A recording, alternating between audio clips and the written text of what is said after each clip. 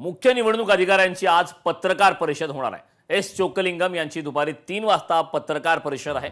या पत्रकार परिषदेत एसआयआर बाबत माहिती दिली जाणार आहे। मुख्य निवडणूक अधिकाऱ्यांची आज ही महत्त्वाची पत्रकार परिषद होणार आहे। एस चोक्कलिंगम यांची दुपारी 3 वाजता ही पत्रकार परिषद होणार आहे आणि याच पत्रकार परिषदेमध्ये एसआयआर संदर्भात माहिती दिली जाणार आहे। प्रसाद लाड जरांगेंची भेट घेणार आहेत। जरांगेंच्या उपोषणाच्या घोषणेनंतर आता या भेटीला एक वेगळं महत्त्व प्राप्त झालंय।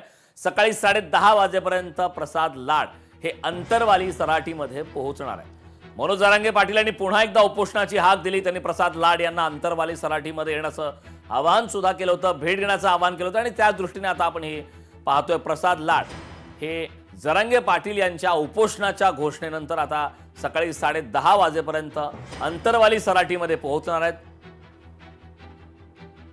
तुम्ही तेवीसच्या आत जर नाही आले तर राहिलेले दिवसात आम्हाला तयारी होणार नाही। बहुतेक ते उद्या 10 वाजेपर्यंत येईल।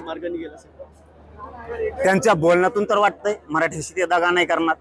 नाही मार्ग निघाला तर मराठ्यांमध्ये खूप नाराजी जाईल की तुम्ही 8 दिवस आम्हाला तयारी करू दिली नाही। तेच मीडियात म्हणले 100% मार्ग निघणार, मग तुम्ही आंदोलनात संभ्रम निर्माण करायसाठी मीडियात बोलले होते का?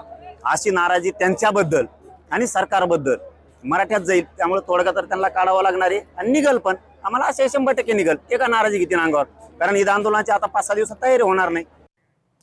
आता एक महत्त्वाची बातमी, गायीचा बळी देणे हा ईदचा भाग नाही। कोलकाता उच्च न्यायालयानं हा महत्त्वाचं निरीक्षण नोंदवलंय। न्यायालयाकडून जनावरांच्या कत्तलीवरील बंदी मात्र कायम आहे।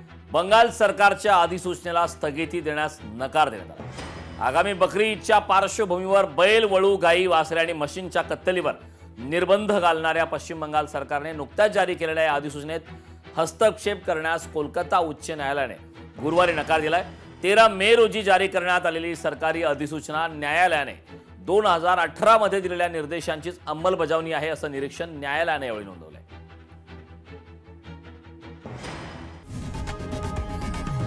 लोकशाही मराठी ऐका, पहा, जागरूक रहा।